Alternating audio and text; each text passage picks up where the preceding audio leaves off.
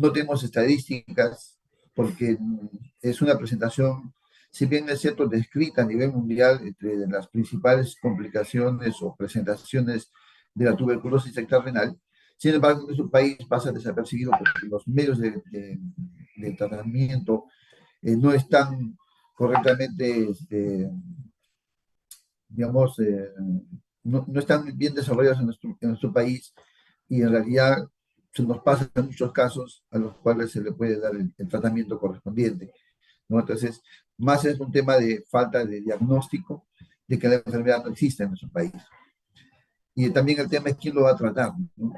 El neumólogo o el nefrólogo, ¿no? Porque finalmente es una enfermedad del riñón, pero es tuberculosis y quienes dan el tratamiento son, tienen el programa de tratamiento para tuberculosis, son los neumólogos. Entonces, generalmente en esa falta de unidad puede haber la pérdida del paciente, el cual no puede o no continúa el tratamiento y se van a haber complicaciones serias, precisamente por no recibir tratamiento de manera correcta en su tiempo. Bien, entonces empezamos más o menos definiendo qué cosa es la tuberculosis renal, ¿no?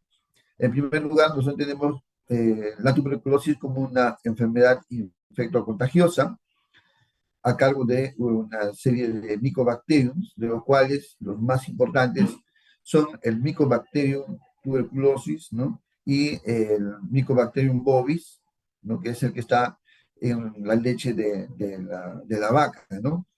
Entonces, hay dos fuentes por la cual los seres humanos pueden adquirir la tuberculosis de manera directa por inhalación de las gotitas del flujo, ¿no?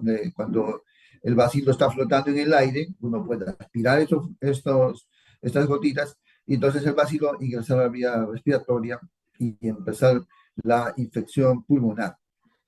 La otra forma, ¿no? Y está en relación a los componentes de la leche, ¿no? Va a ser el consumo de alimentos contaminados, ¿no? Leche sobre todo, que no se ha pasteurizado, el cual puede ingresar por la vía digestiva, llegar a la parte intestinal y original una tuberculosis primaria intestinal. Entonces tenemos dos fuentes de ingreso de la bacteria, Mycobacterium, que puede ser la vía respiratoria o la vía digestiva. Ambas vías originarían la primera infección, o sea, la primoinfección de la tuberculosis, ¿no? Y entonces esas manifestaciones pueden darse de manera activa a nivel pulmonar o a nivel digestivo, y luego en una segunda etapa, cuando se hace la diseminación de la tuberculosis al resto del cuerpo a través de la vía linfática o de la vía hematológica, puede diseminarse a los diversos órganos de nuestro organismo. Uno de ellos va a ser precisamente el riñón y luego otro riñón a través de la orina, ¿no? Todo lo que sería la vía urinaria. Entonces, la tuberculosis renal es una presentación de tuberculosis extrapulmonar, ¿no? Y que puede ser diagnosticada desde el punto de vista clínico con necesidad de ser confirmado con un criterio bacteriológico, histológico o de imagen, ya que vamos a tener que coger alguna de estas pistas para poder armar el rompecabezas y poder llegar al diagnóstico, porque lo ideal y el gol estándar es ubicar al bacilo a través de las pruebas de cultivo, ¿no? El cultivo es el gol estándar para poder demostrar la presencia del bacilo. Entonces, en definición, ¿qué es la tuberculosis renal? Bueno, viene a ser la invasión, la infección, ¿no? Del Mycobacterium que llega a nivel de los riñones. El tema es que esto es una presentación que puede permanecer en la persona durante muchísimos años. ¿Por qué? Porque generalmente es una tuberculosis que llega y a través de los mecanismos de defensa del mismo organismo puede llegarse digamos, a controlar, no a curar, sino a controlar y a mantenerlo, digamos, restringido en su crecimiento, en su avance. Cuando el sistema inmunológico no es el adecuado, directamente o podría reactivarse una infección inicial, ¿no? Convirtiéndose entonces en una tuberculosis secundaria. Un segundo proceso, ¿no? De la misma infección que se da por el fracaso del sistema inmunitario de la persona, ¿no? Entonces, este fracaso inmunitario puede ser variable, puede, dependiendo del estado de la persona, del paciente, podría darse dentro de un año, 20 años, 30 años. Hay una serie de estudios que dan diversos valores, así que el periodo de latencia, periodo en el cual la tuberculosis puede estar silente dentro del riñón, es variable y puede ir de 1 hasta 50 años, ¿no? Y se va reactivar o va a hacerse manifiesto y podría ir a una presentación sintomática desde grados leves hasta grados severos cuando estamos en el contexto de un paciente que tiene inmunosupresión o está con inmunodeficiencia. La tuberculosis renal es una presentación de la tuberculosis genitourinaria, digamos la más frecuente, pero no es la única, ¿no?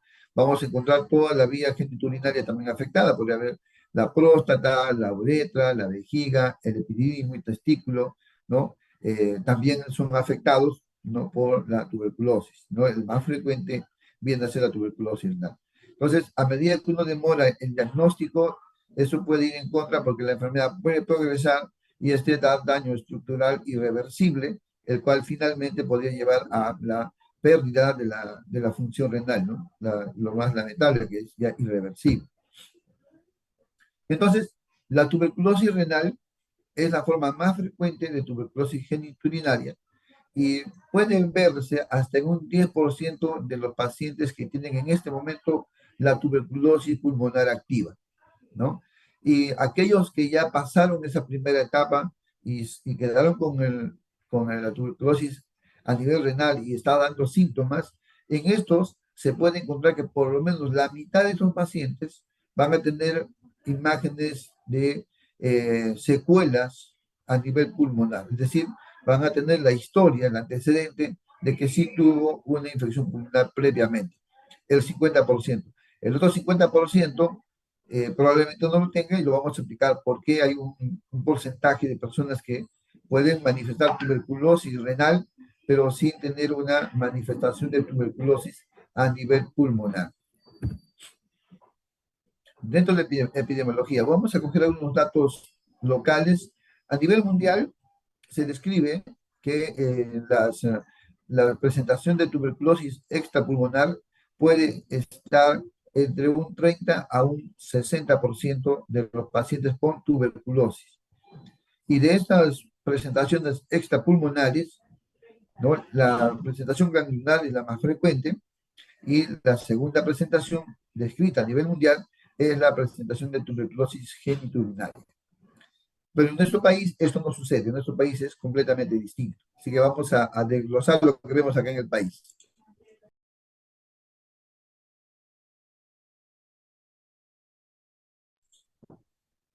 Entonces aquí pueden ver ustedes, esto es una presentación eh, de cuando se hizo el boletín para poder consolidar la información que se tiene disgregada sobre tuberculosis y que, bueno, la idea es de integrar la información para tomar decisiones importantes para su corrección.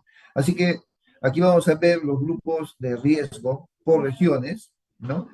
Y vamos a encontrar que de mayor riesgo se encuentran en la selva, ¿no? Si ven en el mapa, los que están de color rojo, aquí de color rojo tenemos Amazonas, Ucayali, Madre de Dios, que corresponden a la selva, son los lugares de mayor riesgo para poder adquirir tuberculosis.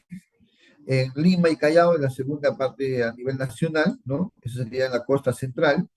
Y en la parte de la sierra, el lugar más, digamos, de mayor riesgo es Cusco. Las zonas de alto riesgo de color anaranjado, bueno, muy alto riesgo de rojo, de alto riesgo de color anaranjado tenemos a Loreto, ¿no? San Martín, bueno, como ustedes ven, también corresponde parte prácticamente la selva, ¿no? La selva peruana, ¿no? Se está convirtiendo en un punto importante de alto riesgo para adquirir tuberculosis, ¿no? Y de riesgo moderado vamos a encontrar muy pocos lugares, ¿no? Como ustedes ven de color amarillo, al norte está Cajamarca, Lambayeque, Ancash, Pasco, y hacia el sur tenemos Moquegua y Tacna, que serían los lugares donde se reporta menor cantidad de casos. Y donde existe un riesgo leve, corresponden a La Libertad, Piura, lo que está de color verde, ¿no? Huánuco, Junín, Ayacucho y Arequipa. Bueno, este mapa, en base al grupo de riesgo, en realidad no es un mapa tan fiable, puesto que la información no está bien levantada, está seguramente muy sesgada de la realidad. Sin embargo, podemos tener una idea de cómo está la tuberculosis en nuestro país.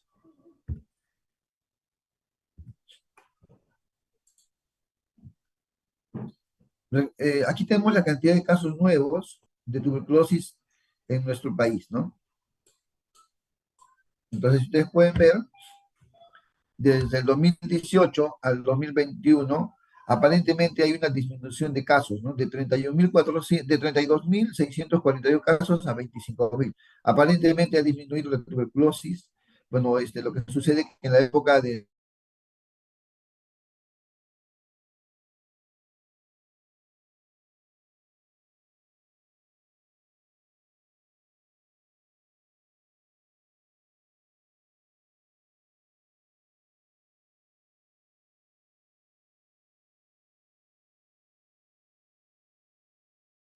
iniciaron el tratamiento para la tuberculosis y luego lo dejaron, ¿no? Abandonaron el tratamiento y hay aquellos que reingresan porque han fracasado al tratamiento inicial, ¿no? Los esquemas que le han dado de manejo para la tuberculosis no han funcionado y reingresan, pero es un número menor, ¿no? La mayor parte de nuestros problemas son los pacientes que han tenido contacto con los antibióticos para controlar la tuberculosis, pero que se han perdido. Y estos son el grupo que favorecen a que el Mycobacterium tenga o desarrolle una resistencia bacteriana. Y eso es lo que vamos a ver también aquí, cómo tenemos los MDR y los XDR, ¿no? Que ya son eh, micobacterios a los cuales la primera línea de ataque ya no los afecta, y incluso ya hay resistencia a la segunda línea de ataque con antibióticos antituberculosos, y eso está trayendo mayor problema porque esta carga de bacterias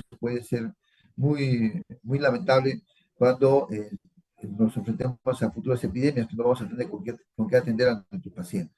Entonces, en esta lámina podemos ver claramente cómo la tuberculosis no ha desaparecido, tuvo una leve disminución producto del uso de mascarillas durante la pandemia, y nuevamente está volviendo a tomar eh, importancia como una enfermedad de importancia en la salud pública.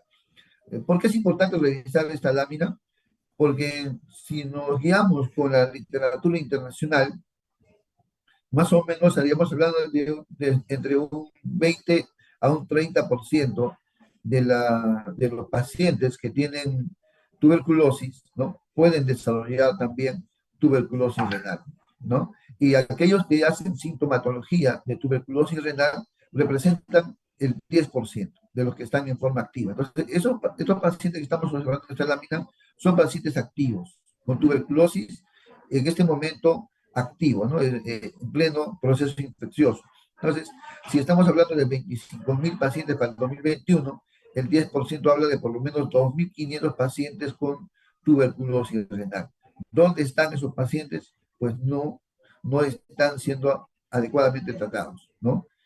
Porque no están siendo diagnosticados, no tenemos estadísticas nacionales sobre la tuberculosis renal o la tuberculosis genituriana. Tenemos cifras eh, que están subdiagnosticando a estos pacientes.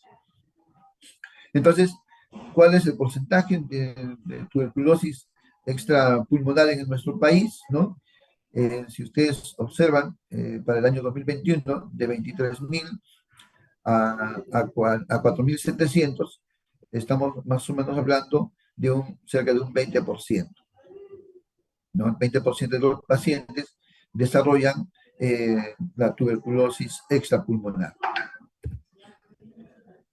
¿A quiénes más afecta? La tuberculosis pulmonar sigue afectando más a los varones que a las mujeres. Y esto también se va a observar como un factor de riesgo al momento de evaluar la presentación de la tuberculosis renal, ¿no? ¿En quién es más frecuente? En los varones. Respecto a las etapas de vida, aquí también podemos observar, ¿no?, que la tuberculosis se presenta mayormente en la población adulta, ¿no?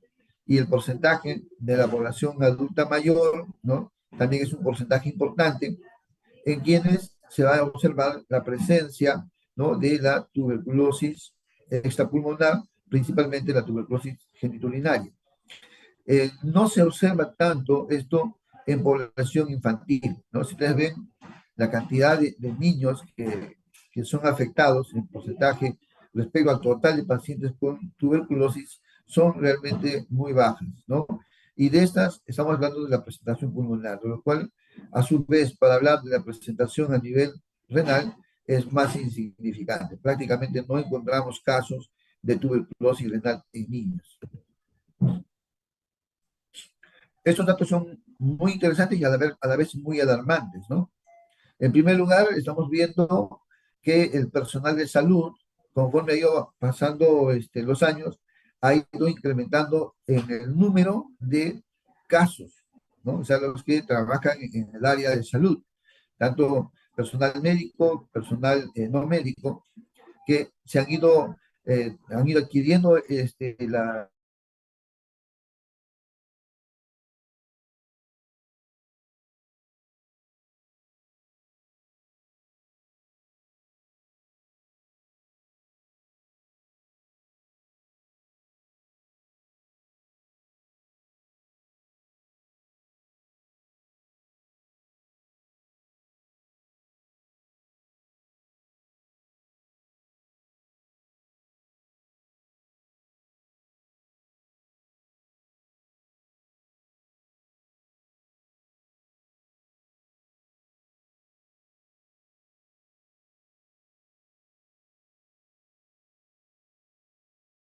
renal, este esquema es el mismo con el cual se puede tratar a los pacientes. Así que es una buena noticia que la tuberculosis renal, pues prácticamente también tiene cura cuando se diagnostica a tiempo.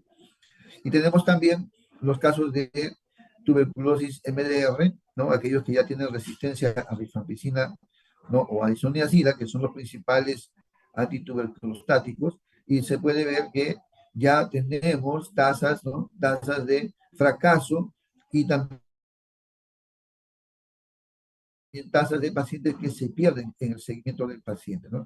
No se sabe qué finalmente pasó, si fallecieron o estos condicionaron a mayor resistencia en los pacientes. Pero es importante el número de casos, ¿no?, en los cuales hay pérdida por seguimiento. Y luego tenemos a los pacientes ya multiresistentes, ¿no?, los XDR, ¿no?, extremadamente resistentes, en los que ya la resistencia es más allá de la isoniazida, la rifampicina, también pueden existir resistencia a los antibióticos de segunda línea, ¿no? Y entonces estos son ya más peligrosos. Todavía el tratamiento estandarizado y el individualizado está siendo útil, ¿no? Pero tenemos un porcentaje también de pacientes que se pierden en el seguimiento, ¿no? Y las tasas de fallecimiento son más altas en estos grupos. Bueno, entonces, esa es digamos, la epidemiología, la parte nacional. A nivel mundial hemos dicho que la tuberculosis genitourinaria está entre un 15 a un 30% a nivel mundial, y en el Perú las estadísticas no se conocen, ¿no? Ahora, respecto a cómo se da la etiopatogenia de la tuberculosis renal. Aquí vamos a observar, si ustedes pueden ver este gráfico resume en realidad todo todo el proceso por el cual se va a dar la tuberculosis inicialmente, ¿no? Desde la presentación, como hemos dicho, tenemos dos fuentes, puede ser la vía respiratoria, ¿no?, o la vía digestiva. Entonces, según el tipo de vía que ingrese, podemos tener entonces la formación o la primoinfección, ¿no? La primoinfección. Entonces, cuando nosotros nos exponemos por primera vez al Mycobacterium, ¿no? Podría darse que existe una respuesta inmediata, ¿no?, y una inmunidad innata, ¿no?, que puede finalmente controlar o la dosis o la cantidad de microbacterium no es lo suficiente como para producir una infección, ¿no? En tanto que aquellos que ya sí desarrollan un cuadro infeccioso, vamos a eh, catalogarlos como la primoinfección o la infección primaria, ¿no? Y esta ya habla de que el microbacterio va a producir la enfermedad en sí mismo. Entonces, esto vamos a empezar a ver que la localización puede ser tanto a nivel pulmonar como también puede ser a nivel intestinal, ¿no? Y esta localización primaria de, de la, de la tuberculosis se va a reconocer a través del complejo primario tuberculoso, más conocido como el complejo de GOM. Este complejo de GOM viene a ser ya cuando la micobacteria ha ingresado al tejido y está empezando a hacer una reacción inflamatoria, está despertando la respuesta inmunológica, ¿no? Y va a empezar a desarrollar también una inflamación de las vías linfáticas, por eso que vamos a ver linfangitis, y estos pueden llegar finalmente a formar un, una localización y un daño a nivel de los ganglios linfáticos, primero regionales y luego ya de la cadena ganglionar sistémica, ¿no? Donde vamos a ver entonces las linfoadenitis, ¿no? Entonces, una vez que se da ya el avance del complejo de GOM, aquí ya viene una evolución de acuerdo a la respuesta inmunitaria del paciente. La mayoría de los casos van a ser controlados, ¿no? ¿Ya? Van a ser controlados por la inmunidad adquirida. De un 90 a un 95% de casos se controlan y van a hacerlo principalmente formando el granuloma, ¿no? Entonces, una vez que se forma el granuloma, lo que vamos a ver ya es la infección tuberculosa latente. Es decir, va a quedar encapsulado, ¿no? El remanente de las micobacterias y ya no van a dar ninguna manifestación clínica.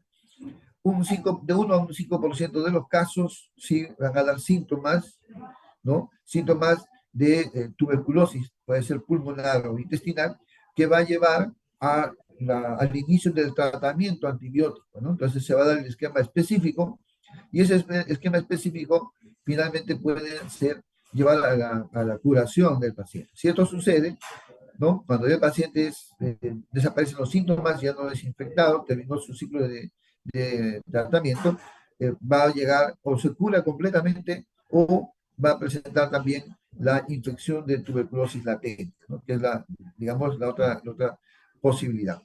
Y de 1 a 5% de los casos, ¿no? A través de la diseminación hematógena y linfática, lo que va a hacer es extenderse al resto del organismo, a diversos órganos, y de acuerdo a donde logre colonizar, vamos a encontrar entonces presentaciones a nivel de las meninges, a nivel del óseo, a nivel muscular, en el hígado, en el vaso, en las glándulas adrenales, en los nódulos linfáticos, ¿no? En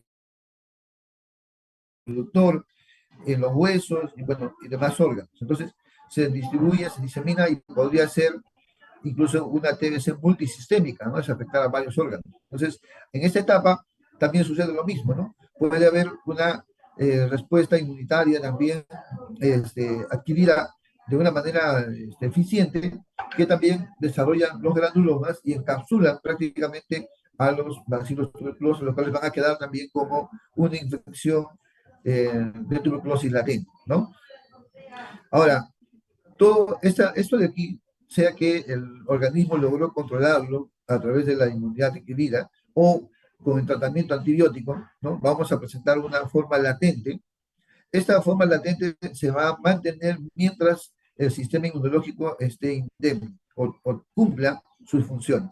Pero situaciones que logren disminuir la integridad del sistema inmunológico van a debilitar las defensas y entonces nuevamente esta tuberculosis latente se puede activar. Entonces vamos a tener reactivaciones a nivel de los órganos extrapulmonares o también reactivaciones en los órganos primarios, ¿no? Una segunda exposición, una reinfección, es decir, que ya sea un segundo episodio de exposición, ¿no? al microbacterium, también puede desarrollar la enfermedad en sí nuevamente, reactivar la tuberculosis y también podría reactivar o activar una tuberculosis latente, ¿no? Entonces, también es la otra forma como se puede activar una tuberculosis latente, que es, digamos, la presentación más común después que una persona ha sufrido, ¿no?, la exposición y la invasión del microbacterio. Entonces, tenemos que la tuberculosis extrapulmonar es resultado de la diseminación tanto hematógena como linfática del bacilo del micobacterium tuberculosis, ¿no? Y esta diseminación va a desarrollar, ¿no?, la respuesta inmunológica celular de manera específica. Esta respuesta inmunológica específica, como ustedes pueden observar en el gráfico, es dada por la célula T, ¿no?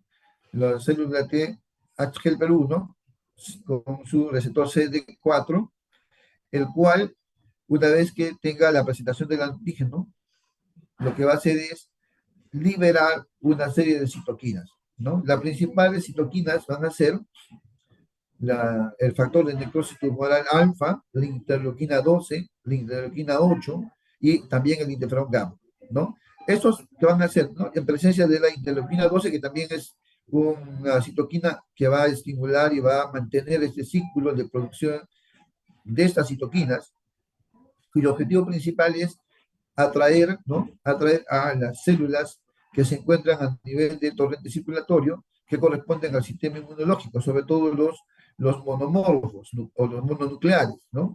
A estos mononucleares, sobre todo el monocito, los cuales van a ser convocados para poder eh, convertirse en macrófagos, ¿no?, para poder estimular a la concurrencia de mayor cantidad de linfocitos y de fibroblastos, los cuales, en su afán de controlar la tuberculosis, por ser un germen muy resistente, ¿no?, van a ir encapsulándolo, teniendo esta característica que es un granuloma inmunitario, ¿no? Esto va finalmente a conducir a la formación de un granuloma.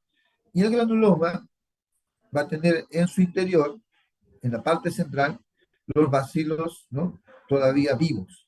Entonces, eso va a quedar a nivel general como una tuberculosis latente.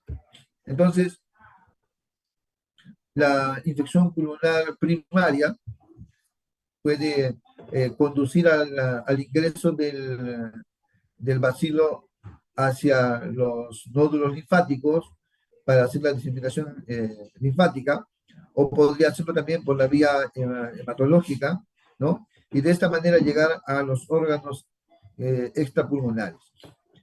Y así poder ingresar al intersticio, al parénquima de los órganos, y en estos bacilos, ¿no?, van a estimular la respuesta inmune que está dado por los macrófagos. Los macrófagos, su primera acción va a ser fagocitar a estos bacilos y aparentemente con esto han controlado la infección, pero lo que han hecho es favorecer su replicación interna, intracelularmente, y luego van a originar, pues, el estallamiento, la eclosión de la célula, ¿no?, una vez que se han podido multiplicar y de esa manera diseminarse hacia más células contiguas, ¿no? Como esto va a estimular a que más macrófagos acudan para controlar este crecimiento bacteriano, entonces lo que va a originar es la concentración de estos macrófagos y a su vez la presencia del interferón gamma, ¿no?, y del factor necrosis tumoral, sobre todo el factor necrosis tumoral alfa, van a inducir a la presencia de mayor cantidad de macrófagos, linfocitos, fibroblastos, los cuales van a ir prácticamente rodeando como una segunda, una tercera capa, mientras las primeras que digirieron a estos bacilos finalmente pues van a ser destrozados, ¿no? Entonces, y eso va a formar el calcium a nivel central con los bacilos, ¿no?, que han supervivido el ataque de los macrófagos. Y externamente van a ser rodeados por linfocitos, por fibroblastos, y estos a su vez van a ir formando fibrina para de esa manera encapsular a este germen que es difícil de controlar. Entonces, esto es prácticamente la respuesta inmunitaria celular para poder controlar el avance de la tuberculosis, y así logra hacerlo en la mayoría de los casos, ¿no? El 90-95% de los casos logra controlar la tuberculosis, ¿no? Tanto a nivel pulmonar como a nivel extrapulmonar, siguiendo este mecanismo, formando los granulomas. Pero cuando se alteran los mecanismos de inmunidad que han formado el granuloma, entonces se puede dar la reactivación de estos focos latentes y nuevamente desarrollar la enfermedad tuberculosa. Y es aquí donde, ¿no?, vienen ya las complicaciones que se van a observar a nivel renal. Entonces, una alteración de los mecanismos de respuesta inmune, por ejemplo, que se ve en las edades extremas, tanto en los niños o ancianos, puede favorecer a la reactivación de la tuberculosis. Lo mismo pasa cuando tenemos condiciones médicas que pueden favorecer a la disminución, ¿no?, del sistema de defensa. Por ejemplo, la infección por el VIH, comorbilidades que tienen los pacientes, como por ejemplo la insuficiencia renal per se. Un paciente con insuficiencia renal crónica ya está inmunodeprimido. Los diabéticos lo mismo. ¿Por qué? Porque ellos tienen un proceso inflamatorio general, sistémico, que los mantiene en desventaja, ¿no? Y eso va a originar a su vez inmunodepresión, ¿no? Los pacientes desnutridos, pacientes con enfermedad pulmonar obstructiva crónica, y los pacientes que también son post-trasplantados renales o de cualquier otro trasplante, también tienen, por el mismo hecho de, para evitar los rechazos del órgano, reciben inmunosupresores. Entonces, hay una disminución, ¿no?, en este caso, por el uso de medicamentos para evitar el rechazo de los órganos. Entonces, cuando tenemos tratamientos que alteran la inmunidad celular, como estos casos de tratamientos para enfermedades como vasculitis, lupus, ¿no?, enfermedades autoinmunes, entonces lo que se va a lograr es disminuir, ¿no?, disminuir el sistema de defensa. Sobre todo, el punto clave aquí es disminución del factor de necrosis tumoral alfa, que es el principal factor que forma el granuloma. Entonces, todas estas presentaciones médicas, los extremos de la edad, ¿no?, y los medicamentos que pueden deprimir la formación del factor de necrosis tumoral, lo que van a hacer es favorecer a la reactivación de la tuberculosis. En este esquema trato de mostrarlo, todo lo que hemos hablado, trato de resumirlo, espero que ustedes lo puedan concretar de esa manera. Si ustedes observan acá, ¿no?, el Mycobacterium entra al alvéolo y luego logra vencer las defensas primarias, ¿no?, la inmunidad primaria, y luego logra atravesar las membranas para poder ingresar al intersticio pulmonar. Una vez que está en el intersticio pulmonar, aquí están las primeras células, que son los macrófagos, y las células presentadoras de antígeno, son los que van a coger al micobacterium o fragmentos del micobacterium y lo van a presentar, ¿no?, para que las células, los macrófagos, puedan hacer su trabajo, que viene a ser la liberación de citoquinas, y estas citoquinas a su vez van a hacer convocar la acción de los monomorfos nucleares, en este caso los monocitos, ¿no? Y estos monocitos, ¿no?, van a liberar y van a convocar a su vez a los linfocitos T, quienes son los que van a liberar de manera sostenida, ¿no?, el interferón gamma, la interleuquina 12, interleuquina 18 y el factor de necrosis tumoral alto, ¿no? Y acá están todas las células involucradas que son convocadas inicialmente y que luego van a mantener este ciclo, ¿no?, este ciclo de liberación principalmente del factor de necrosis tumoral alto, ¿no? De esta manera, las células CD4, CD8, ¿no?, los linfocitos T, son los que van a mantener este ciclo. ¿Para qué? Para que exista mayor concurrencia de células y aquí se conformen, ¿no? Al centro están los primeros macrófagos que consumieron, fagocitaron al micobacterium, y que luego el micobacterium los empieza a destruir porque logra atravesar sus defensas, logra reproducirse y luego eclosiona. Entonces, esos macrófagos son los que van englobando bueno, fagocitando a los bacilos y concentrándolos para que alrededor de él estas sustancias químicas convoquen a la mayor cantidad de linfocitos, ¿no? Acá están los linfocitos CD4, los que van acudiendo en gran cantidad, así como también las células dendríticas. Entonces, se ha demostrado que los linfocitos T y las células dendríticas son las principales células que sostienen, ¿no?, al granuloma. y a su vez los fibroblastos que van a liberar fibrina, con lo cual van a ir, ¿no? Haciendo un encapsulamiento, ¿no? Haciéndolo prácticamente encerrando a estos micobacterios. Lo que pasa es que los micobacterios también son intracelulares, ¿no? Y al ser intracelulares, ¿no? Tienen gran resistencia a los medios hipóxicos y por lo tanto ellos pueden supervivir aún estando aquí encapsulados, ¿no? Encerrados dentro del granuloma. Entonces, cuando en una etapa posterior, cuando disminuye la capacidad inmunológica, cuando baja la producción, por ejemplo, del factor de necrosis tumoral alfa, ¿no? Como sucede cuando se utilizan los medicamentos para tratar las enfermedades autoinmunes, ¿no? ¿Qué es lo que sucede? ¿No? Se inhibe la producción del factor necrosis tumoral, que es el principal factor productor del granuloma, y entonces se pierde la integridad, la defensa, y el granuloma queda prácticamente, ¿no? Disuelto, y el bacilo pues empieza a invadir nuevas células.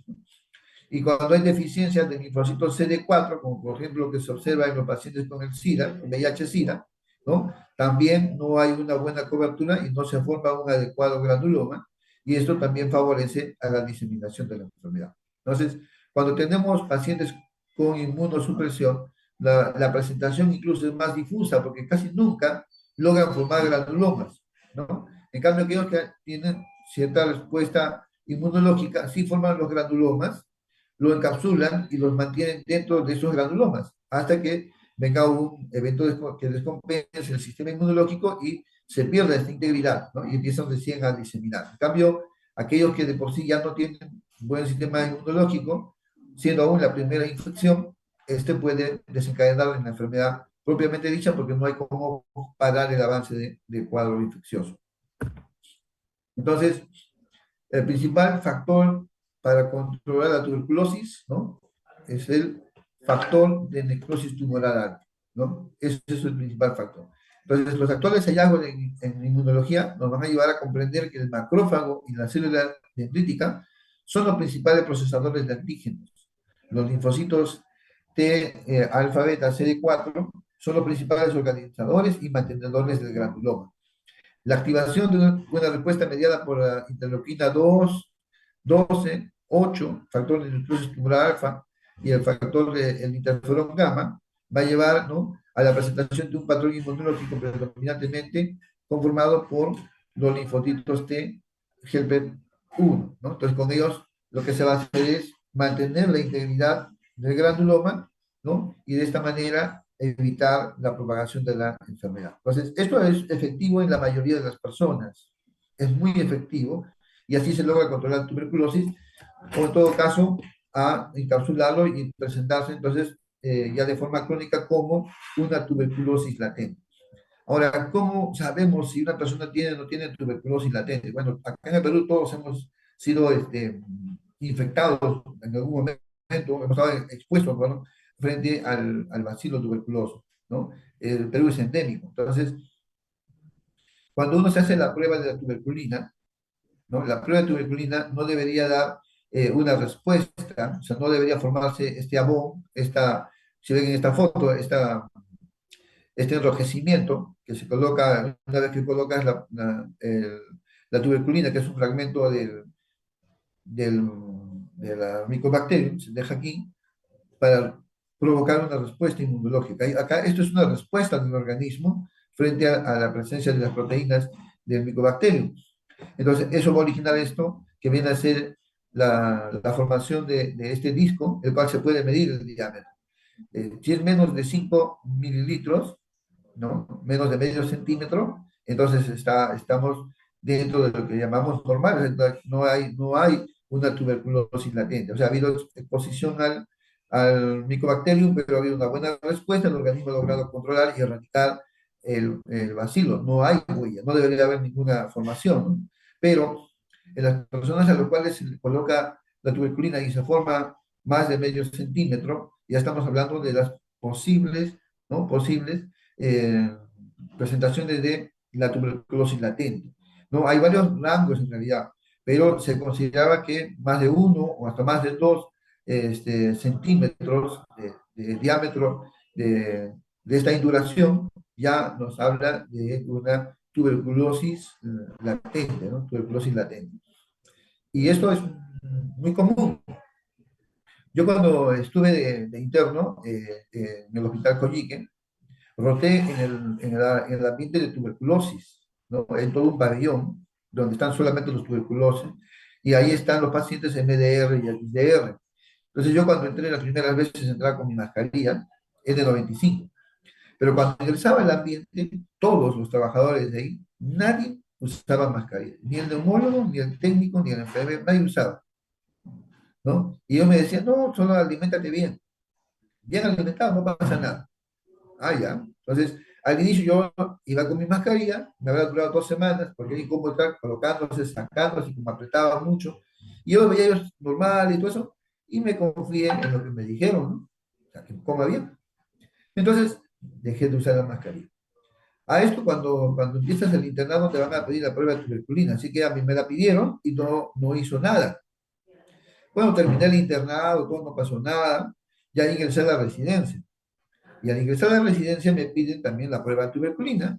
Y cuando me hacen la prueba de la prueba de tuberculina me sale como 3 centímetros de, de este disco, una induración muy grande, ¿no? Entonces, he estado expuesto al virus, perdón, al bacilo, al Mycobacterium, lo he respirado, ha ingresado a mi cuerpo, es probable que ha ingresado y ha formado hasta el complejo de GON, probablemente, o en esa etapa mi organismo lo pudo frenar, no avanzó más, ¿no? Pero el bacilo está en mi interior, ha quedado adentro, es una tuberculosis latente. Eso significa que si en algún momento tuviera una disminución de mi sistema inmunológico, es muy probable que desencadene una tuberculosis, una reactivación de la tuberculosis latente. Menos mal que en este tiempo esta realidad ya ha sido descubierta y ya existe tratamiento para la tuberculosis latente, ¿no? Ya se da tratamiento para una tuberculosis latente, justamente para poder eliminar a los bacilos del micobacterium que aún están en nuestro organismo, ¿correcto? Entonces, de esa manera es como se va a dar la aparición y uno podía detectar tuberculosis latente, ¿no? Y una de las presentaciones puede ser a nivel renal. Ahora hay algunas otras pruebas que también pueden ayudar a hacer la diferenciación, porque recuerden que cuando uno se vacuna para la tuberculosis con la BCG, también puede formar este abón, esta induración, pero es una induración menos de 5 milímetros, ¿no? Pero hay otras pruebas, como por ejemplo la detección del interferón gamma en sangre, que es LIGRA, ¿no? El cual detecta el interferón y podríamos, si sale positivo, podríamos diferenciar si esto es porque estuvo expuesto al micobacterium o fue por la vacuna, ¿no? El problema es que también da falsos positivos, ¿no? Muy bien, ¿cómo es el mecanismo fisiopatológico de la tuberculosis renal y en sí genitourinaria? Hemos dicho que hay dos fuentes de ingreso, puede ser por las vías nasales, lo cual significa inhalar los bacilos en las gotitas de flujo, lo cual van hacia el pulmón, y a nivel pulmonar se va a dar, ¿no?, el complejo primario de GON, que es el que está observándose aquí, y a partir del complejo primario de GON recién va a existir linfadenitis y afectación a nivel ganglionar, ¿no? Y esos ganglios regionales y ganglios luego de toda la cadena también se van a afectar y vamos a tener entonces, ¿no? Las linfoadenitis, ¿no? Y a través de esto ya vemos cómo el bacilo empieza a discurrir por la vía linfática y podría ir a cualquier parte del cuerpo por la vía linfática. Una de ellas es la vía renal, ¿no? Va hacia el riñón y puede llegar por esta vía linfática.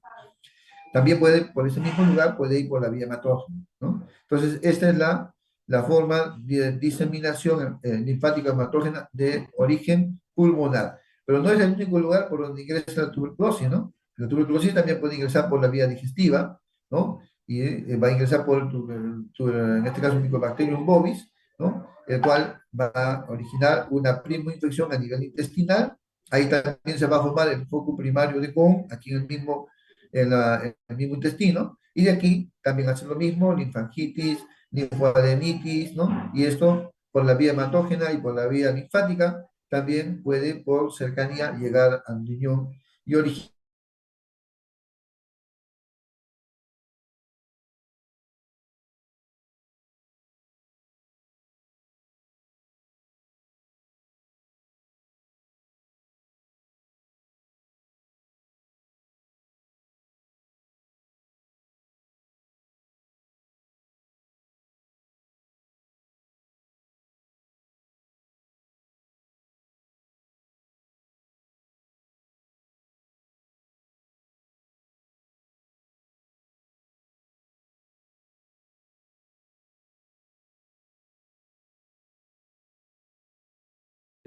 renales, ¿no? Y cuando la tuberculosis ha avanzado, ya está en la vía urinaria, puede coger el urotelio y a nivel del urotelio también provocar lo mismo, una reacción inflamatoria, formación de granulomas y formación también de fibrosis, y eso de ahí empezar a alterar la anatomía y originar estrechamientos, estenosis, y en el cual la orina no va a poder avanzar, y eso puede originar la dilatación, lo que llamaríamos nosotros pielonefritis, y luego eso podría ampliarse aún más, podría ser una hidronefrosis, ¿no? Y eso va a dar una serie de confusión, bueno, de presentaciones anatómicas que vamos a describir en la siguiente diapositiva. Ahora, aquí también, aprovechando antes de pasar a la siguiente, que cuando llega a la vía urinaria, ¿no? El vacío ya llega a la vía urinaria, este puede tomar cualquier parte del uréter, ¿no? Por vía descendente, podría llegar a la vejiga, luego a la uretra, a la próstata. Pero de manera independiente, también estos órganos, ¿no? De la vía urinaria pueden recibir una invasión que puede ser hematógena o también linfática directamente del intestino, ¿no? O también directamente del pulmón. O sea, independientemente, estos órganos pueden ser afectados sin necesidad que el riñón haya sido afectado. O sea, por eso vamos a encontrar diferentes presentaciones, ¿no? En las cuales no está comprometido toda la vía, no está comprometido todo el riñón ni toda la vía urinaria, puede estar comprometido una parte o algunos de ellos tener relación de haber sido una continuidad en el tiempo como enfermedad, ¿no? Y otras pueden ser independientes. Entonces, lo primero que va a suceder es una inflamación granulomatosa, se forman los granulomas y se forman inflamación a nivel cortical sobre todo.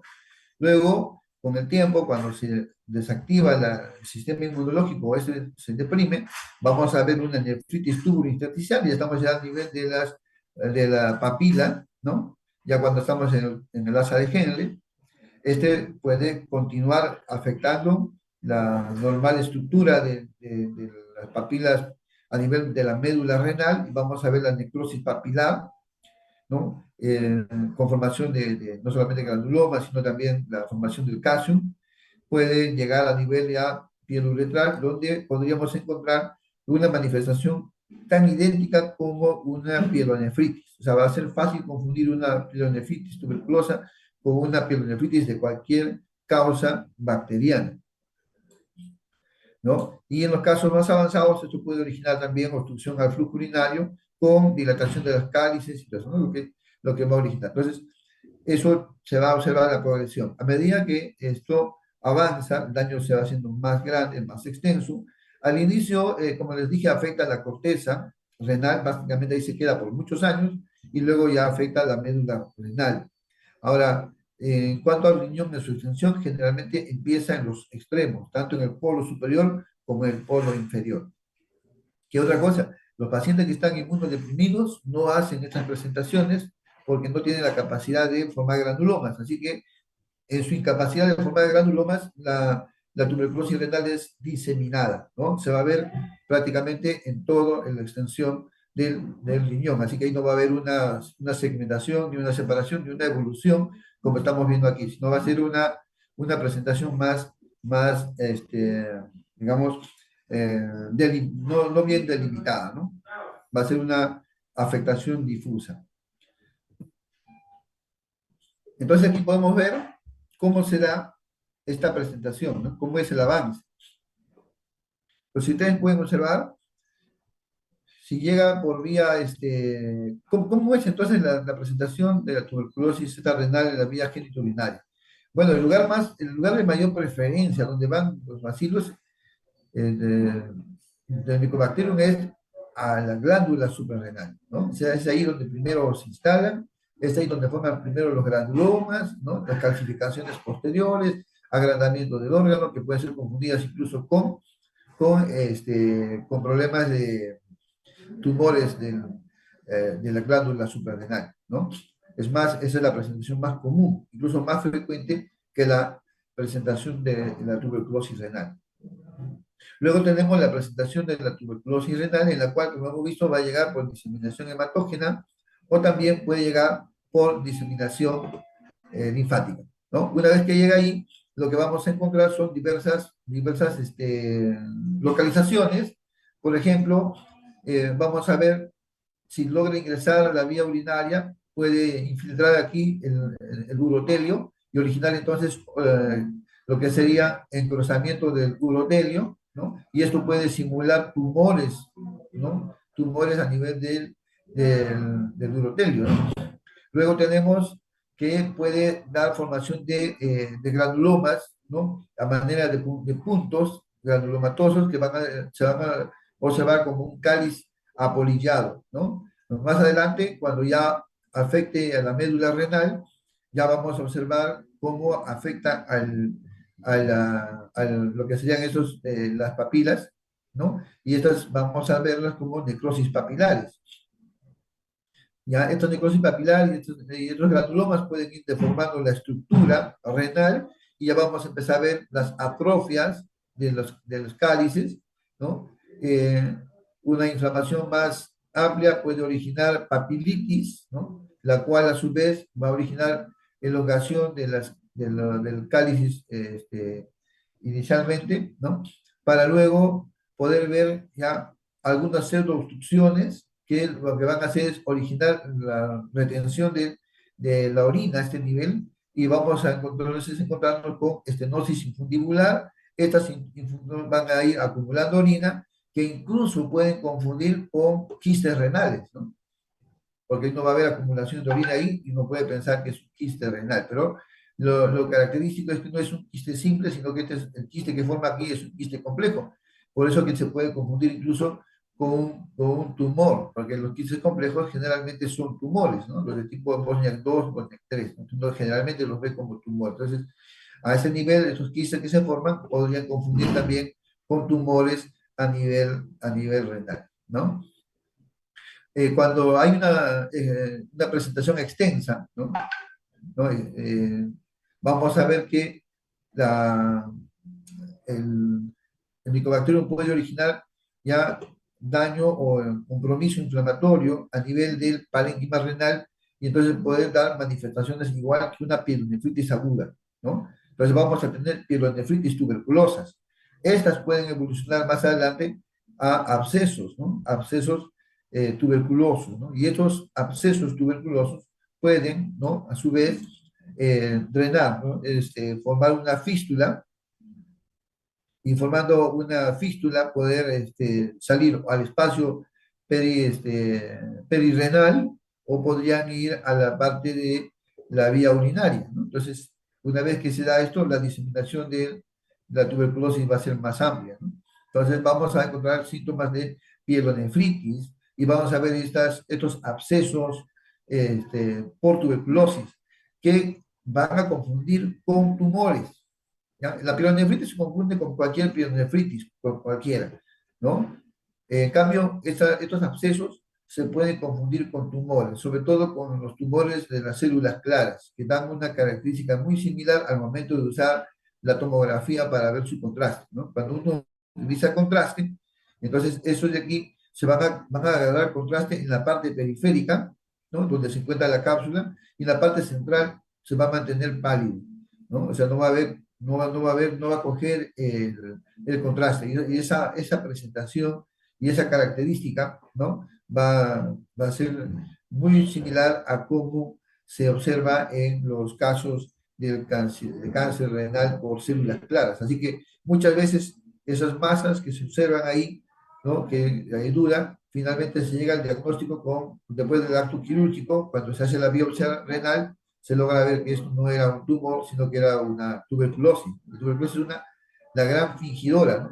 Confunde, ¿no? Nos puede confundir con quistes complejos, nos puede confundir con tumores renales, nos puede confundir con tumores del urotelio, ¿no? ¿Por qué? Porque justamente da crecimientos, engrosamientos a diversos niveles. Entonces, cuando existe una afectación general, ¿no? De ya prácticamente todo el riñón, no solamente los extremos, hemos dicho que inicialmente son los polos, polo superior, polo inferior, y luego puede ser ya completamente todo el riñón. Cuando eso sucede, puede haber una calcificación de todo el pulmón, no, perdón, de todo el riñón, ¿no? A lo cual le vamos a denominar calcificación lobar o el riñón en masilla, ¿no? También se puede dar esta presentación de tuberculosis biliar, ¿no? múltiples granulomas en toda la corteza renal, ¿no? Calcificación entonces tipo, perdón, tuberculosis biliar a nivel renal.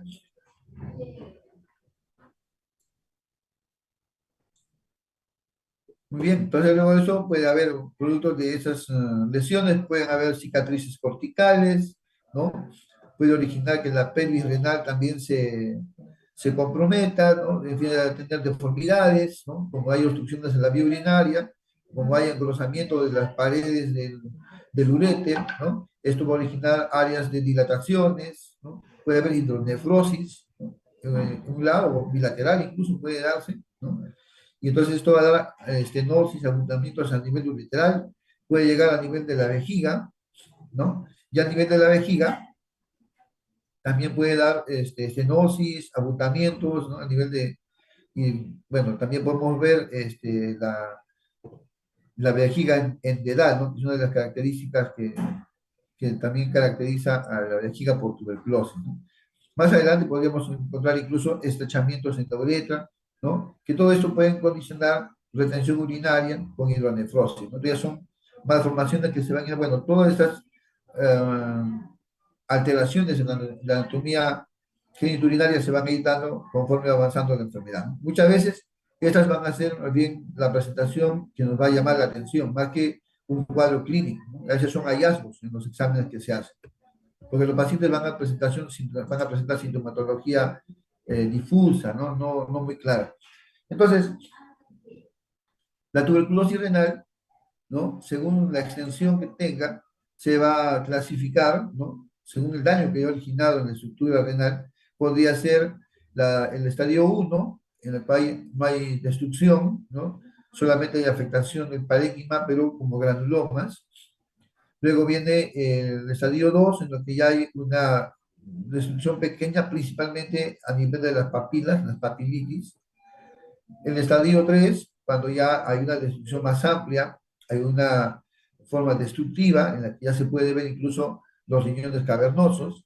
Y en el estadio 4, ¿no? Lo que vamos a encontrar ya son formas destructivas más amplias, generalizadas, ¿no? Entonces aquí el riñón es policavernoso. Entonces, si el daño es ambos riñones, si es bilateral, obviamente también disminuye la función renal, ¿no? Disminuye la tasa de filtración glomerular de manera progresiva y puede llegar a un estadio final, ¿no? En el cual el paciente necesitaría la diálisis. Entonces, desde la vena porta, ¿no? Bueno, desde la vena renal y todo, aparte del tejido renal, ¿no? Esta se puede extender hasta las vainas del psoas, que están ya los órganos contiguos a nivel del espacio perirenal, ¿no? Se pueden ocupar el espacio perirenal, pararenal y formar abscesos o físulas de gran extensión.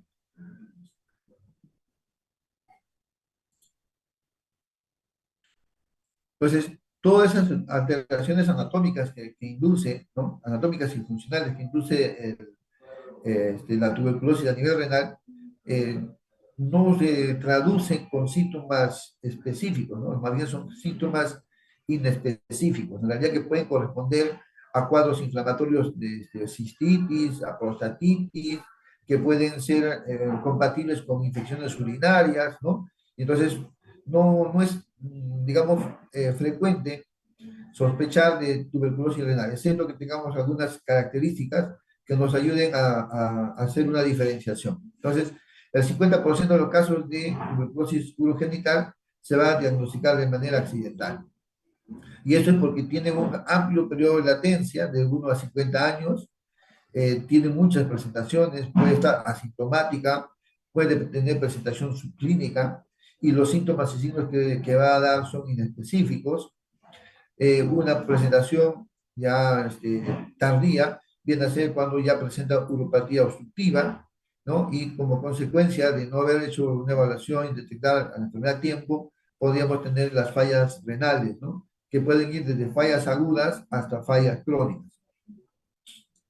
Los síntomas inespecíficos, ¿no? Por ejemplo, son la disuria, la poliuria, la piuria estéril, la cistitis persistente, ¿no?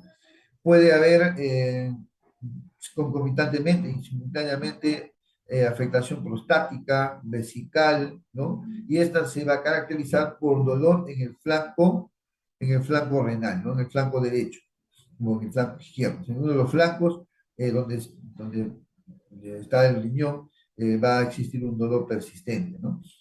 Puede haber fiebre, pérdida de peso, sudores nocturnos, puede haber, pero no es lo más común. Estos síntomas más se observan en pacientes que tienen tuberculosis activa, más que tuberculosis renal.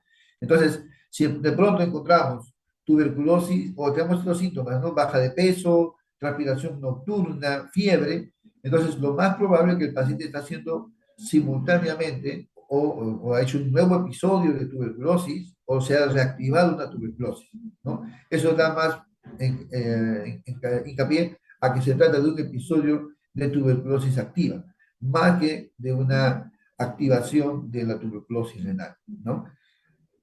En muy pocos casos se puede ver como consecuencia del compromiso, sobre todo a nivel vascular, ¿no? Que esto puede originar hipertensión arterial, que sería, en este caso, por la afectación de la arteria renal, y eso daría una hipertensión arterial maligna.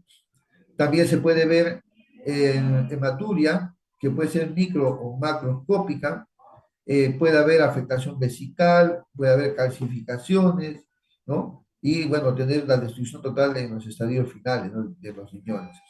Eh, Puede evolucionar a diversas formas de glomerulonefritis progresivas.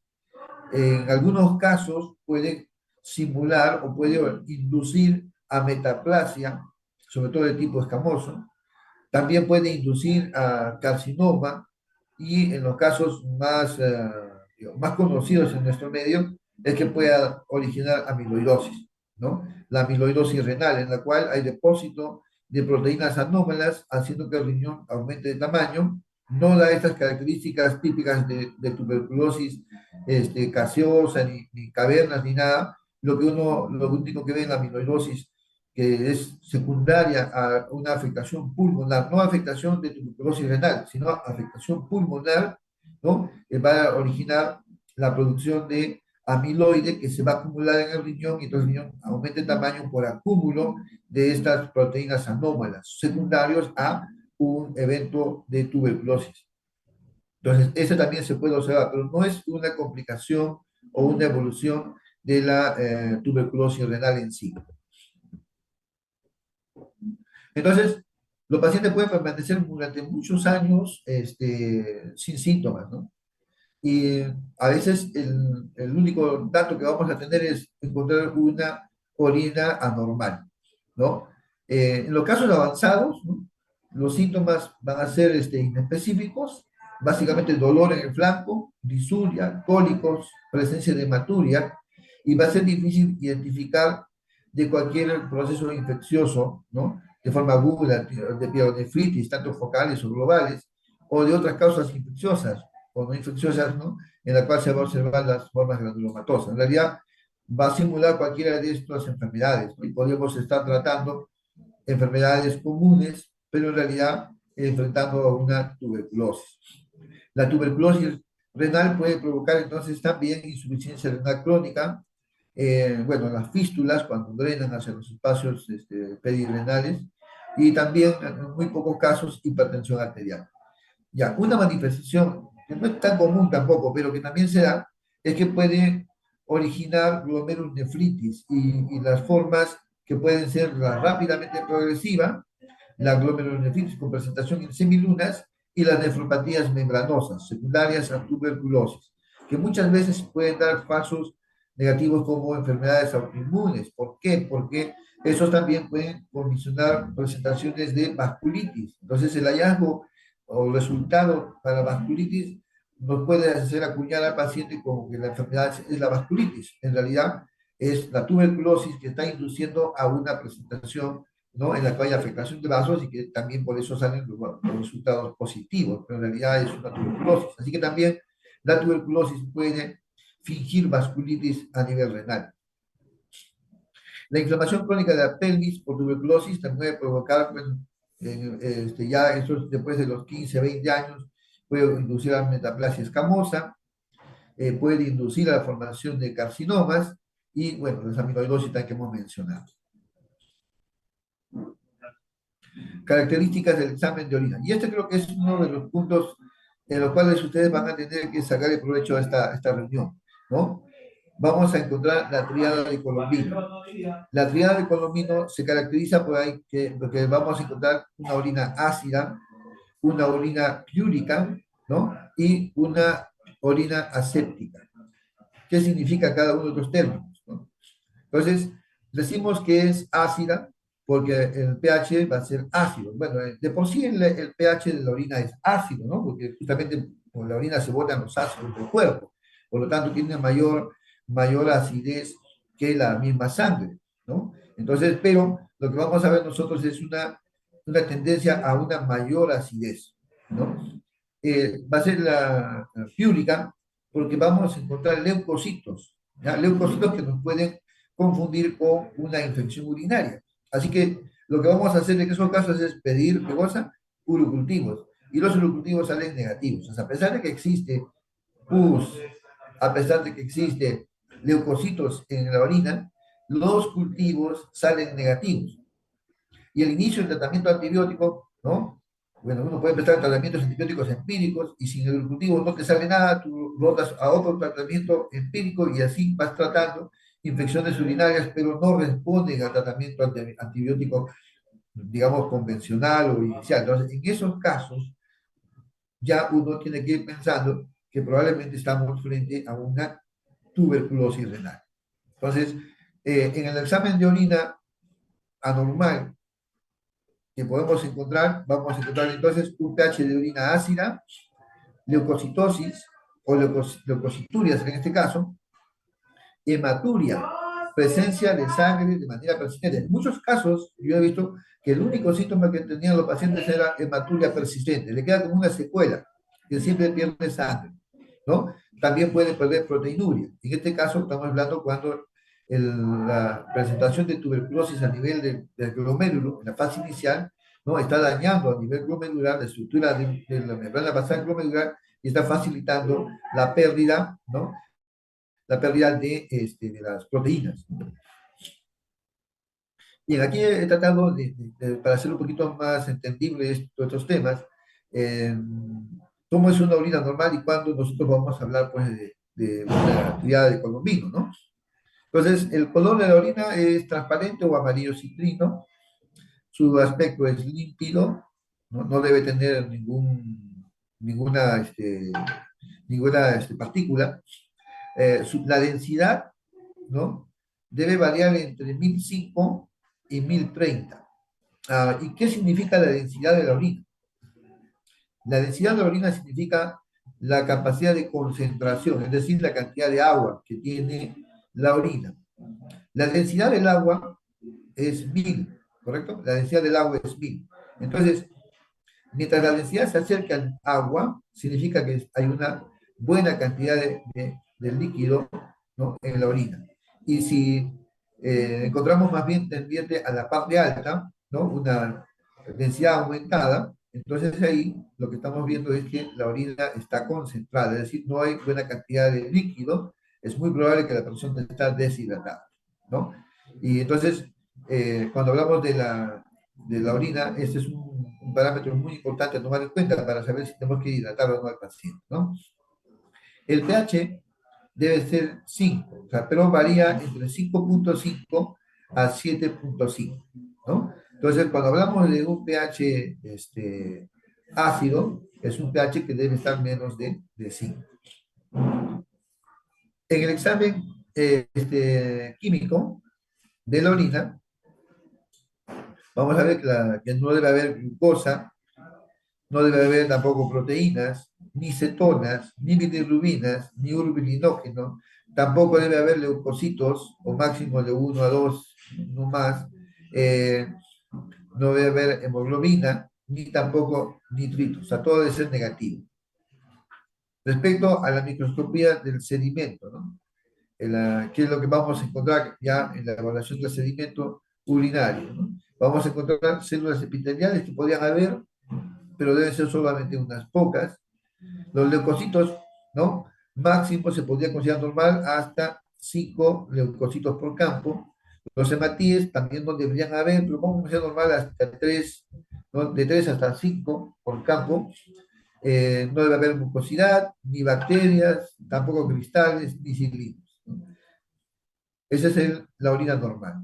Entonces, para hablar de la triada de Colombino, primero tendríamos que tener pH ácido, menos de 5. Y segundo, deberíamos encontrar leucocitos, ¿no? En orina, bueno, más del valor normal, ¿no? Entonces debe haber piúria, generalmente son grandes cantidades de leucocitos. Hasta ahí, lo primero que voy a decir es infección urinaria, ¿no? Entonces, hago el urocultivo y estoy esperando encontrar una bacteria y resulta que sale negativo, ¿no? Ahí es donde completo recién mi triada de Colombino.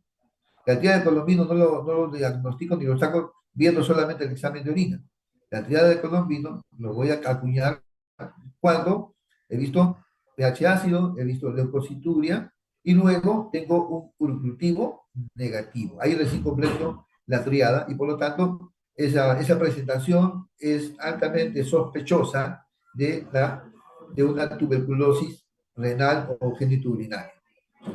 Entonces, ¿el diagnóstico cuál sería? ¿No? El diagnóstico definitivo, porque esto es solamente el diagnóstico de sospecha, no es el diagnóstico definitivo, es que tenemos que encontrar micobacterias, habría que hacer cultivos, ¿no? Entonces, la sospecha de una tuberculosis genitourinaria, vamos a ponerle en nuestro diagnóstico diferencial, sobre todo cuando hemos tratado infecciones urinarias y estas no responden. Y cuando hacemos los cultivos, los urocultivos, salen negativos. Y la sintomatología sigue igual, ¿no? Y le tomamos el examen de orina y sigue habiendo leucocituria. Ya entonces hay epidemitis crónica, tenemos también otras presentaciones, ¿no? También tenemos prostatitis, ¿no? Y esos tampoco se van a resolver con antibióticos estándares, y entonces ante esto hay que sospechar de la presencia de una tuberculosis genitourinaria. Digamos, eso es básicamente sospechar de esta entidad, no la vamos a diagnosticar de entrada. Ahora, si tenemos ya alteraciones anatómicas, ¿no? Y tenemos consecuencias de esas complicaciones anatómicas, ya podríamos también orientar, pero ya esos son los métodos de ayuda diagnóstica, ¿no? La tuberculosis, entonces, se puede dividir en tuberculosis con compromiso renal, ¿no? Y con el compromiso pielocalicia, la vía urinaria, ¿no? La tuberculosis a nivel renal vamos a observar cambios a nivel parenquimal, ¿no? Que podemos ver las imágenes en las que se pueden ver los granulomas. Y para eso nos es útil la ecografía, para los casos más, digamos, más grotescos, pero los casos más pequeños no ayuda tanto, que ayuda sería más bien la tomografía, ¿no? Y de la tomografía con contraste. Los granulomas parenquinomatosos van a ser hipoatenantes, es decir, no van a reaccionar con el medio de contraste, ¿no? De tal manera que estas imágenes van a mantenerse igual como cuando se ven sin contraste. Los granulomas más grandes, ¿no? Van a confundirnos con masas, ¿no? Y estos, cuando uno le pone contraste, pueden confundirnos más bien con abscesos, ¿no? ¿Y cómo se ve un absceso en una tomografía? Lo que hace es teñir o resaltar los bordes, ¿no? Y el centro, ¿no? Queda más bien sin tanto contraste, ¿no?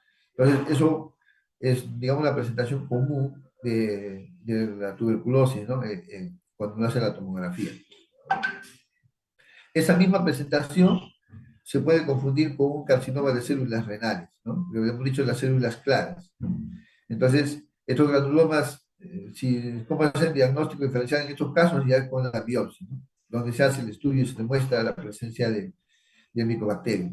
Lo mismo, por eso a estas lesiones se les van a llamar pseudotumorales, ¿no?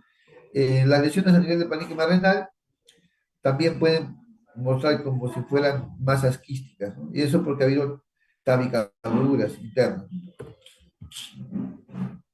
Entonces, el diagnóstico de la tuberculosis renal puede ser por sospecha clínica, eh, congratular con pruebas de imágenes, estudios microbiológicos o moleculares e histopatológicos, ¿no? A través ya de la obtención de una biopsia.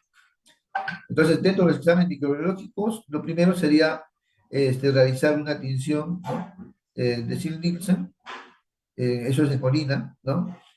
para tratar de descubrir este microbacterio. O en todo caso, el LED, ¿no? Que es el que nos permite un resultado mucho más rápido, ¿no?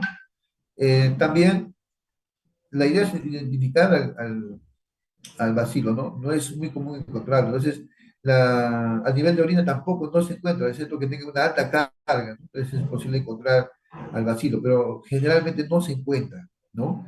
Y lo que se puede hacer es más bien los cultivos, pero los cultivos demoran varios meses, ¿no? Más de un mes, incluso hasta 3 meses puede salir el resultado. Así que para tener un mejor rendimiento, lo que uno hace es pedir por lo menos 3 muestras para cultivo, ¿no? Una diaria, ¿no? Y otro dato que de repente es más útil, ¿no? En el cual uno puede ir, es que en el examen de orina vamos a ver una piuria estéril, es decir, vas a ver leucocitos, pero no va a haber cultivos positivos, cultivos negativos. En imagenología puedes utilizar radiografías, cistografía, urografía intravenosa, ecografía, tomografía. Bueno, todos estos métodos de diagnóstica van a dar imágenes que pueden corresponder también a otras lesiones, ¿no? Porque la tuberculosis es un gran simulador, así que muchas de estas se van a encontrar en contexto de como si fueran malformaciones estructurales, ¿no? Y que no necesariamente son típicas de una tuberculosis, ¿no? La forma de puede complementar la sospecha diagnóstica, ¿no? Pero no es determinante para el diagnóstico, ¿no? Entonces, el diagnóstico definitivo se puede lograr identificando la germen a través de la biopsia a nivel renal, ¿no?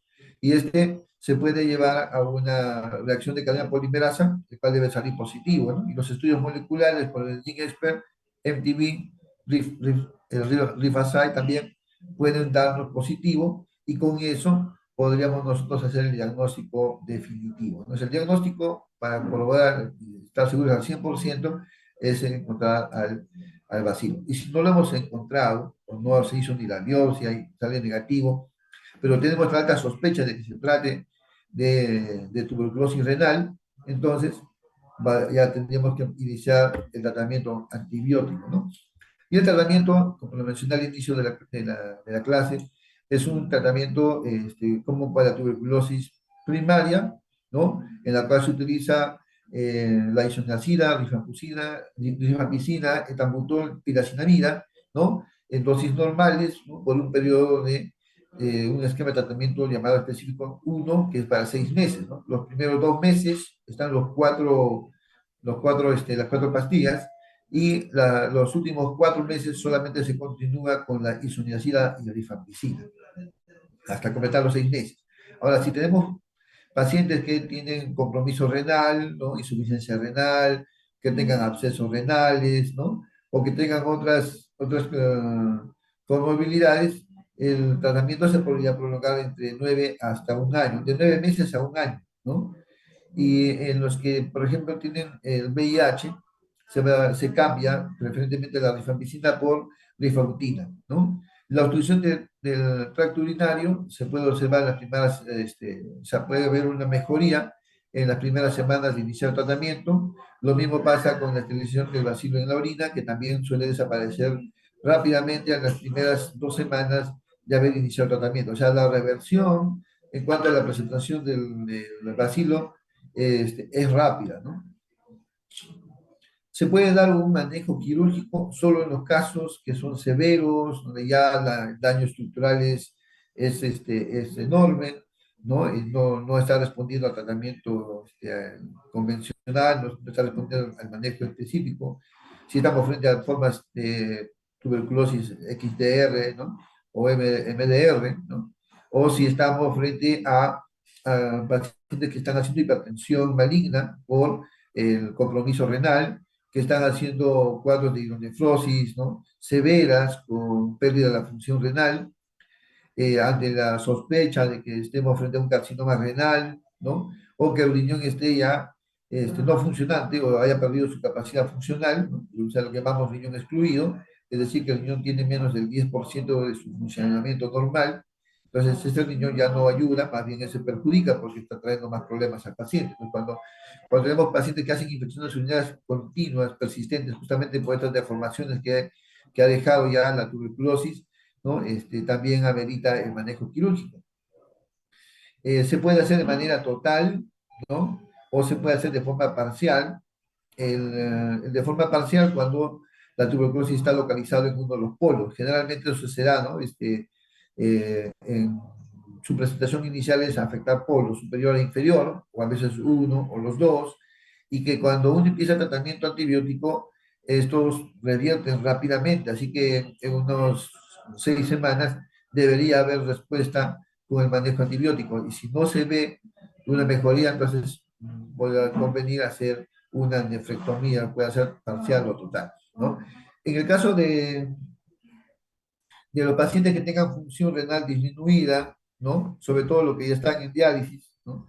En esos casos, eh, lo que se puede hacer es corregir un tanto la dosis de la isoniazida y la rifampicina. Los demás medicamentos no tanto, ¿no? Además, básicamente isoniazida y rifampicina, porque son netamente depurados por el riñón. Entonces, para evitar la sobredosis de esos medicamentos, ¿no? Se puede disminuir la dosis, ¿no? A la mitad. Bueno, y hemos visto que hay también tuberculosis resistente, ¿no? El MDR o también en el caso del MDR, que también puede ser a nivel resistencia a nivel pulmonar o extrapulmonar, una vez que se ha hecho la detección del bacilo, se le hace la prueba de sensibilidad, ¿no? Y si hay resistencia a la isoniazida y a la rifampicina, los dos principales medicamentos que tienen acción intracelular, o sea, ellos son los que destruyen a los bacilos dentro de los macrófagos, ¿no? Una vez que se han introducido al interior de los macrófagos, ahí pueden ellos pasar desapercibidos y pueden burlar el sistema de defensa. Entonces, la isoniazida y la rifampicina, como su mecanismo de acción permite atravesar las membranas y permite ingresar al interior de los macrófagos, ¿no? Y puede destruir las formas intracelulares del bacilo. Entonces, son los dos medicamentos más importantes. Si hay resistencia a estos medicamentos, entonces estamos frente ya a la tuberculosis MDR. Ahora, los extensamente resistentes, que son las tuberculosis XDR, ¿no? En estos no solamente hay resistencia a la rifampicina y isoniazida, sino que también a la fluoroquinolona, que pueden ser la levofloxacino, y también a algún fármaco ya de la segunda línea, como por ejemplo la canamicina, la nicacina o la capromicina. Entonces, cuando ya encontramos mayor resistencia, ¿no? Estamos frente a los XDR. Entonces, en estos casos, el esquema de tratamiento que hemos hablado inicial, pues no se va a poder dar porque precisamente no les va a ser útil. En estos pacientes se va a tener que utilizar el esquema estandarizado o el esquema individualizado, es decir, en base a su perfil de sensibilidad, ¿no? Va a armarse un tratamiento específicamente para el paciente que va a tener el mismo tiempo que una presentación por estas formas resistentes, ¿no? Que generalmente el tratamiento va de 1 año a 2 años, ¿no? Más o menos, en el tiempo. Bien, y como última parte, vamos a mencionar que el uso de estos fármacos pueden originar también daño renal, ¿no? Puede originar, no tanto porque sean nefrotóxicos, ¿no? Porque la rifampicina no es tanto nefrotóxico, si bien es cierto, lo que se ha encontrado más que el nefrotóxico es que puede inducir también una reacción de hipersensibilidad como cualquier fármaco. Entonces, a la luz de los estudios actuales, la rifampicina no se cataloga como un nefrotóxico, más bien como un medicamento que puede originar una reacción de hipersensibilidad. Y esta reacción de hipersensibilidad pues va a dar síntomas específicos, ¿no? Como son fiebre, artralgias, náuseas, vómitos, ¿no? Y podría llevar a una insuficiencia renal, sobre todo la de tipo aguda, ¿no? También afectar al hígado, elevando habiendo hipertransaminemia, podría haber también anemia como parte del cuadro, porque en sí el, la rifampicina pues, va a actuar a nivel medular también y puede inducir anemia por sí sola, ¿no? Independientemente de los demás síntomas. Entonces, esta última es más intenso, sobre todo cuando se va a dar una presentación con hemólisis, ¿no? Se puede encontrar eosinofilia, ¿no? La eliminación de eosinófilos en la orina, ¿no? Para tratar de darnos cuenta que estamos frente a una nefritis intersticial inmunoalérgica, ¿no? Pero en realidad es muy raro encontrar eosinófilos en orina como para sospechar una nefritis intersticial. Entonces, la biopsia renal podría ayudar a confirmar si esto es un cuadro de nefritis intersticial aguda o se debe a otras causas, ¿no?, del daño renal, como por ejemplo la tuberculosis tubular aguda o la nefropatía inducida por la misma infección tuberculosa. Bien, entonces he tratado de ser un poco extenso en esta parte y estoy ya no a recibir sus preguntas.